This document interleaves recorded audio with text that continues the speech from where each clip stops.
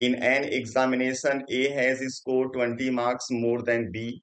If B has scored 5% less marks than A, how much has B scored?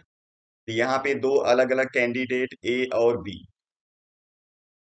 जिसमें कह रहा है कि ए का जो स्कोर है वो 20 मार्क्स मोर है बी से।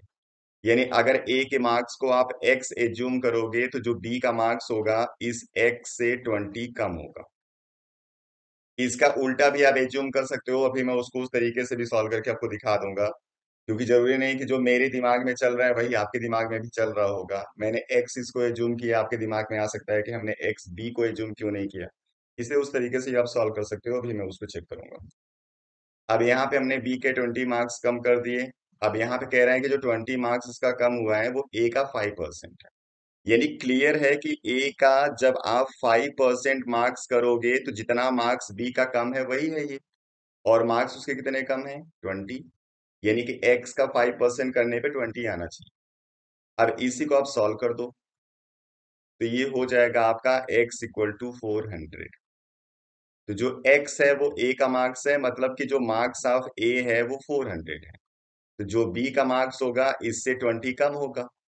तो 400 में से जब 20 माइनस कर दोगे तो आंसर आ जाएगा 380।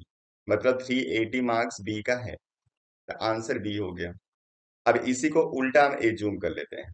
अगर कोई ऐसे ना एज्यूम कर ले, दूसरी तरीके से एज्यूम कर ले तो क्या होगा।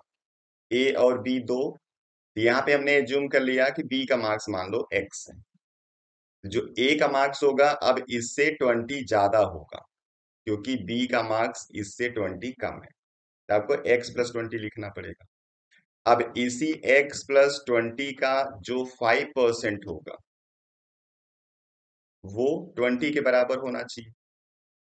अब इसको सॉल्व कर लो तो x प्लस 20 इक्वल टू हो गया 400। x इक्वल टू हो जाएगा 400 माइनस 20 मीन्स 380। अब यहाँ पे जो x की वैल्यू है वो 380 है, और x है क्या, मार्क्स ऑफ b, इसलिए b का मार्क्स हो जाएगा 380। इस तरीके से इसको आप सॉल्व कर सकते हो। चलिए नेक्स्ट वीडियो में फिर मिलते हैं किसी दूसरे प्रॉब्लम के साथ। Thank you.